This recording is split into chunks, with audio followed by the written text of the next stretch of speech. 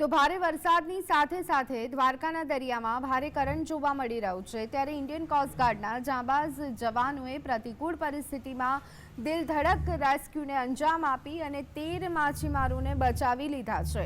આ માછીમારોનું રેસ્ક્યુ કરી અને ઓખા બંદર પર સલામત સ્થળે ખસેડવામાં આવ્યા। દ્વારકાના દરિયામાં માછીમારોને દરિયો ખેડવાની મનાઈ કરવામાં આવી છે તથા જે લોકો દરિયામાં ગયા છે તે લોકોને તુરંત પરત આવવા માટે જાણ કરવામાં આવી હતી।